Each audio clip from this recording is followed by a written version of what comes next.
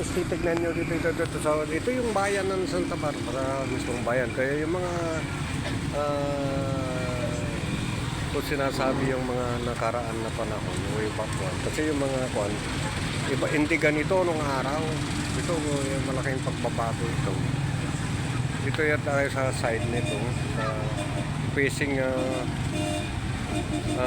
in front. Dito tayo sa right side. So, dito tayo sa exit. Kaya yan ang exit yan. Tapos ito yung along the road yan.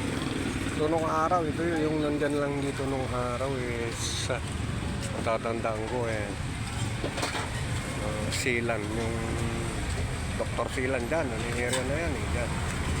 Tapos dito palengke yan, yung tulad ng sinabi ko noon, palengke yan.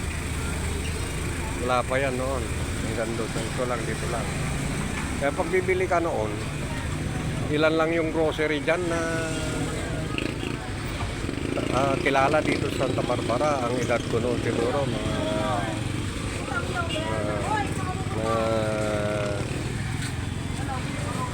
10 years old ako, elementary pa ako. Lagi akong banta pag kasama ko yung nanay ko noon, bibili kami ng mga gamit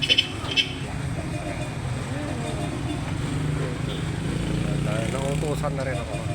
So gano'n na lang yung harap nito. So, malaki ang pagbabago. Yung mga umalis dito ng maaga, yung mga ibang bansa, makikita ibang iba ito.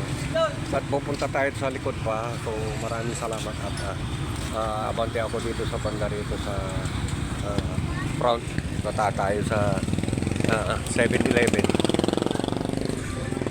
So abante tayo sa 7-Eleven. Dito na yung mga side dito sa harap. Harap dito.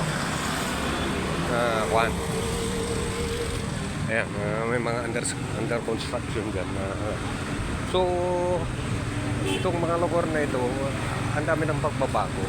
Yung mga bahay dito noon, tulad dito noon, yung mga Bautista family dito noon, wala na. Ewan ko ba kung sila yung nangyari.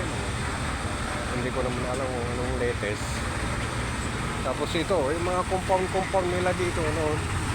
Ang tatatandaan ko dito, yung mga Ocampo, mga Bautista nung araw. So once again, pupunta lang tayo sa 7-Eleven. At mayroon tayong titignan. So thank you very much. Ito yung 7-Eleven, papasok tayo dyan.